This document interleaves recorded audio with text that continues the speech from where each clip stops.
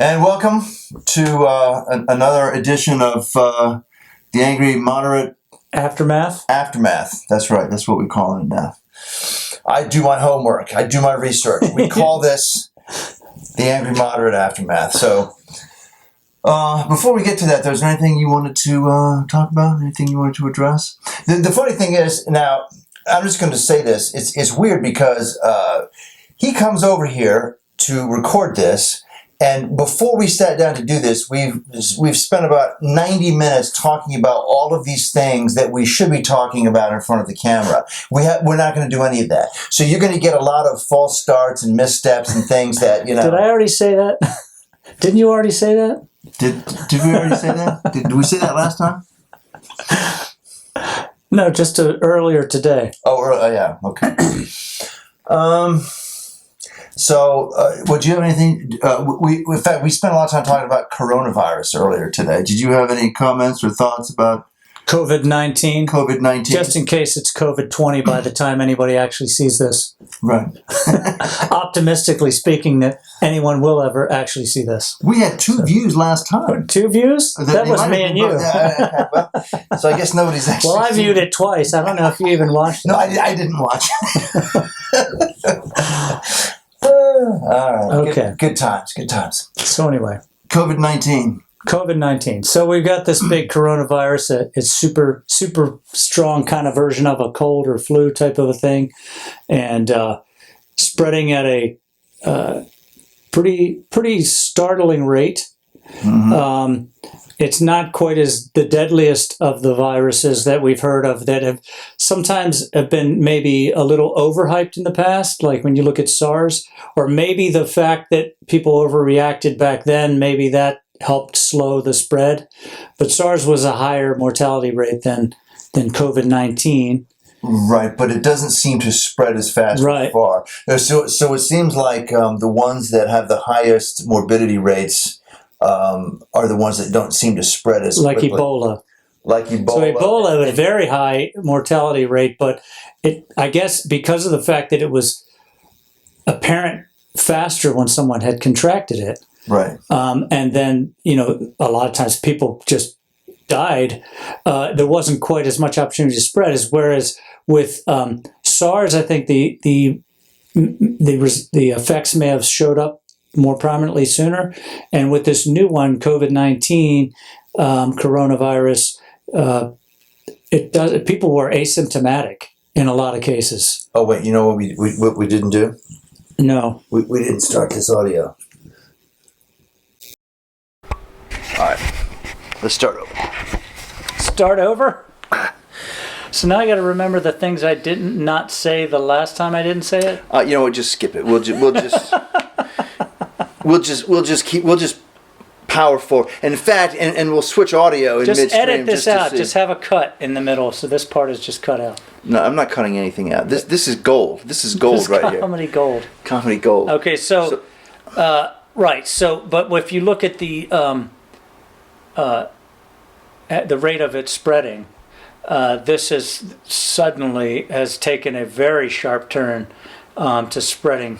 So you may have only half or quarter of the mortality rate compared to SARS, but the sheer number of people infected, if it's so 10 times higher, right, then you're going to have a lot more deaths overall. Now, a lot of those deaths, sometimes people say, yeah, well, that's the immune suppressed and the elderly and the very young, and I'm like, yeah, that's a lot of people. But even that doesn't account for all of it, because there are some healthy people that get it and end up dying. So it's hard to know exactly who it's going to affect. But either way, it's still the same tragedy of, even if there's some way to explain why it killed someone because they were old or young, that doesn't really change the tragedy of all the deaths. So, I think it's very serious. And right. And this is an interesting, wouldn't normally be a political issue, you wouldn't think, a virus. Well, the problem is, I think, both sides always tend to make everything political, and they're always trying to use it as a form of one-upsmanship to guarantee that... to make sure that the opponent looks worse, or that they somehow capitalize on the urgency or the fear around the virus to try and jumpstart their political campaign Right. or platform. Or Because, for whatever. example, back when Obama was president and the Ebola thing came out, Yeah. Republicans were just eviscerating him over his response to it. And I said at the time unfairly, and it was unfair. And I think now, to be fair, I think Democrats are eviscerating Trump unfairly for his response. I don't feel. I mean, there have been mistakes made, but it hasn't been like a matter of gross negligence on a massive scale that's going to result in. Right. It seemed like as soon as coronavirus hit the headlines, the Democrat candidates were already faulting Trump for how he responded. He wasn't responding enough. He wasn't responding aggressively enough. And granted, the words that he uses when he talks is he's trying to damp down the fear, right, and also trying to make himself look good at the same time. And the words he's choosing are not inspiring confidence in me, for one, but they're also not doing anything to take away from the Democrats' criticism of him. At the same time, he's made the point, I believe accurately, for that he asked for $2.5 billion, and they say that's not enough, and he's like, "Oh well, here's a first. You're actually telling me I need to ask for more money." Well, and you had made a comment when we were talking about this earlier that had he asked for $10 billion, then they would have been equally vocal. You can't saying, just throw money at this. Oh, you can't ask for that much. I mean, there is no golden mean that the Democrats would say that's an appropriate response. So really, what the appropriate response is, I think, everybody talking about what can we do to help get this, headed off at the pass, slow the spread, and look at, again, not to hype the moderate position, but let's get both sides talking about it. Right. And so the criticism of Trump not spending enough, not lining enough money up for it. Well, that's Congress's job, right? Congress can do a great deal. Right. They can, for example, and the $2.5 billion is the initial outlay. Right. I mean, if they find that they have that's grossly underestimated, guess what? They just appropriate more funds. It's not like Congress appropriates funds, not the president. Exactly. Right. So they want him to spend his wall money on the virus, and I don't think they're going to get that. But I mean, honestly, but in Trump's defense, had we had that wall, maybe no virus. If we had a wall between us and China. If we had a wall, we have one. It's called the Pacific Ocean. Right. So anyway, the Congress needs to appropriate funds for that future distribution of the vaccine, which is, I see some reports that the vaccine development is going pretty well. Right. And it's just a question of once you get the vaccine, how are you going to get it out? How are you going to distribute it? How are you going to pay for it? There's concerns about whether it's going to be affordable, for whether people will be able to afford it. Right. Well, I think that's something that the Congress could definitely get ahead of and say they're going to subsidize that, appropriate funds for that. Right. And that'll be something that I think both sides can agree on, and that the president will be happy to sign it. So it's a question of let's stop politicizing this. Let's get something done, and you can point fingers afterwards. Right. Viruses killing people is not a partisan issue. It's not a partisan issue. So anyway, not germane to your most recent video, but that's I think a timely thing, which will be very dated by the time anyone sees this, probably. But we'll look 10 years from now when people actually bother. Hey, what were these guys talking about 10 years ago? Coronavirus. What's that? And if they look at history, they'll see we were either prescient or uninformed and idiotic. So we'll see what happens. Or maybe both. I don't know how that's possible. But anyway, let's look at your video this week regarding what was the topic again? Well, why don't we just watch? Let's watch and find out. We can discover. We'll discover together. All right, here we go. Democrats agree that ending Trump's reign is their priority, but their candidates are deeply divided. The radical left argues that America has stopped working for most people, and thus it needs fundamental restructuring. So I just a quick aside. I think it's kind of interesting that that the Democrats are going through that same kind of fracturing, similar to what the Republicans did several years ago with the Tea Party. Mm-hmm. And I also think it's interesting. So that's just one note. Unrelated to that, I think it's interesting that that the country seems to be pretty equally divided, Democrat, Republican, right? 50%, 51, 52. It's right, 50. Yeah. Right. And yet, the left is saying that their position is that clearly the America's not working for most Americans. But we're 50-50 in who agrees with that. 50% of the people think it's not working for the majority of Americans. Well, no. But my point is it's the extreme wing of the Democratic Party that is saying. But my point is they're saying it doesn't work for the majority of Americans, but the other 50% of the country apparently doesn't agree. So I'm not sure every Republican would say that the economy is working for them. I think, in general, for more people than not, the economy is doing better. But I still think you would have some Democrats that would say the economy is working for them, and some Republicans that would say it's not. But your point's taken. I mean, it's they tend to be speaking hyperbolically, I think, and they're trying to And the fact that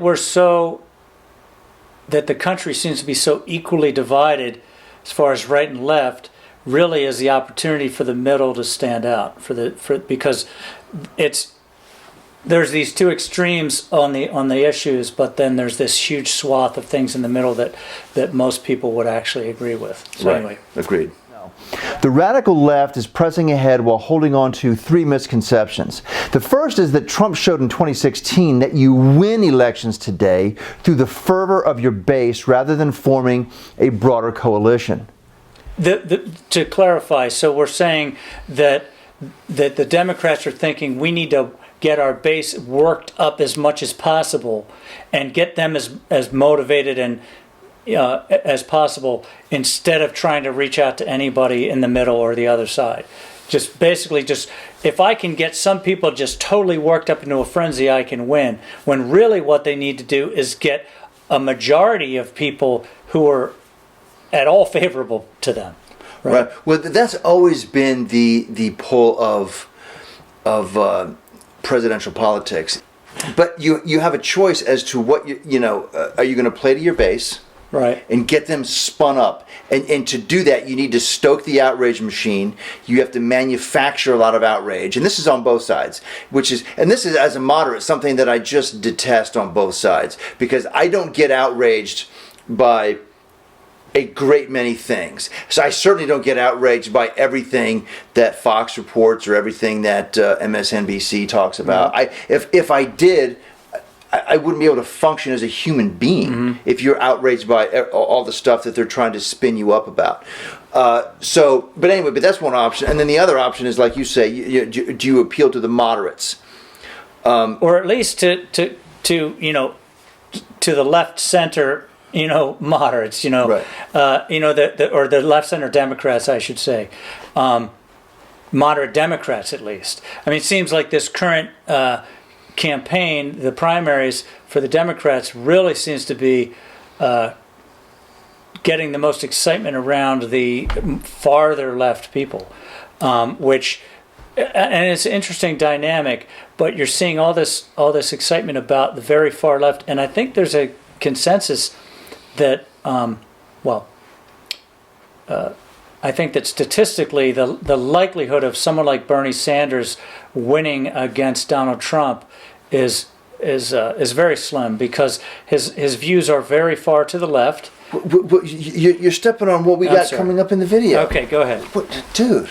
Sorry. Another misconception is that a radical who did get into the Oval Office would accomplish a lot. So that's a very important point. That one of the things that when I hear people when I hear a conservative talk about, oh my God, if Bernie got elected, we would become a communist country. Right.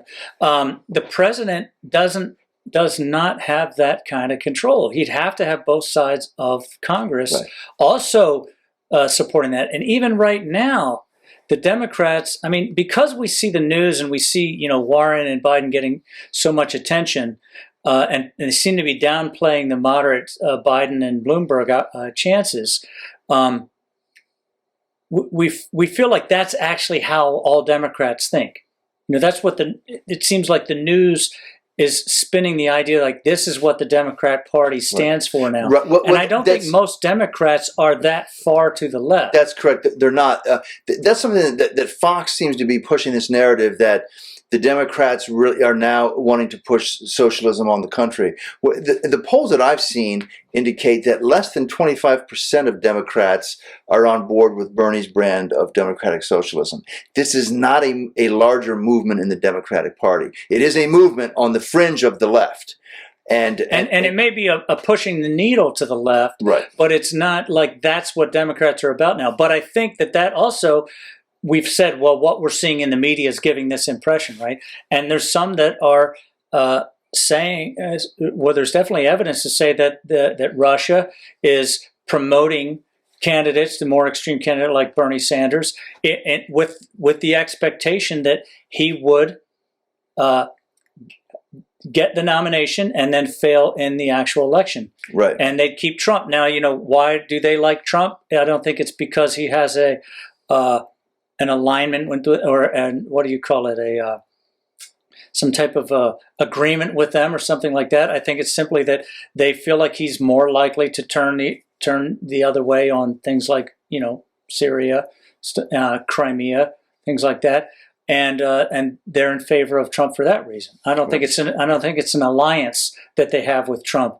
I think it's their expectation. That's an important point to bring up, and I agree entirely. But the other interesting conflicting idea is that Sanders is kind of a bit of he's a socialist, obviously self-avowed socialist, and Russia is socialist. So that's an interesting dynamic that they would not. The idea that perhaps they would not prefer to have Sanders in office, like somehow he would be worse for them, even though he has a lot of, he's a socialist and they're a socialist country. So obviously not the same brand of socialism. I'm not trying to say that Bernie Sanders is a Russian socialist or a Russian agent or something like that. But I do believe that they're saying that they are promoting Sanders and Trump, with hoping for a Sanders-Trump head-to-head, and with Trump winning, so that they can continue with the trend of Trump maybe not quite standing up to them the way some presidents may have in the past. Right, I agree entirely. So much so, I don't have anything more to say about that. If one of the moderates is the nominee, many on the radical left will lose interest and stay home. Winner? Trump. If Sanders is the nominee, things get even worse. Those swing voters are not going to vote against Trump, not if the economy holds. Yeah. Any thoughts about that? I was having thoughts as I was watching it. Now I can't remember what they were. I think that the idea of the larger point, I guess, to sum up, the larger point is, if Sanders wins the nomination, the moderates vote for Trump. If a moderate Democrat gets the nomination, then Sanders Democrats stay home. In either event, they lose. So my takeaway from that is, and I was kind of getting so absorbed in it that I forgot to say anything. But my takeaway from that is that you mentioned the disarray and fragmentation of the Democratic Party, and I think that's the only chance that the Democrats have in November is if they get this thing settled definitively. Every candidate who didn't get the nomination shuts up about it, does not complain about it, and just puts their full energy and force behind the selected candidate. All their financial, and they all stump for that person. I can't see Biden and Warren and Buttigieg going and stumping for Bernie Sanders. I can't see Sanders stumping for Biden. I don't think there's a very good chance of that happening, but that's the only way it could work. If they can get all the Democrats that voted for Obama to vote for whoever the candidate is, they'll win. Right. Because I don't think that Trump has pulled any more into the Trump party. I think he's alienated a lot of people with his demeanor and things like that. I think he's won some people on the economy. He's lost some people because of his unpresidential behavior. I think that you're going to see in November, and this is my prediction, is that in November you're going to see a lackluster turnout for voting in general, because there's going to be too many alienated Democrats, and there's going to be the same kind of a lack of enthusiasm amongst the broader Republican voters that there was, which, remember, when Trump won by that slim margin in those few states, he won with fewer votes than Mitt Romney got when he lost to Obama. Right. Now, I would agree with you, but then we'd both be wrong. So someone has to win in November, is that what you're saying? Someone's going to win. I don't think I don't think there's going to be fewer Trump voters. I don't think it'll be fewer. I think it'll be still as lackluster as, I think he won some and he lost some since he became president. So you think on balance he'll get about the same? I think so. I think his numbers will tick up. I think his number of overall voters will turn. Well, you got to put a percentage on that. If he gets 5 more votes, you're not going to, you don't count as prescient. That's okay. How much up? He will get an additional.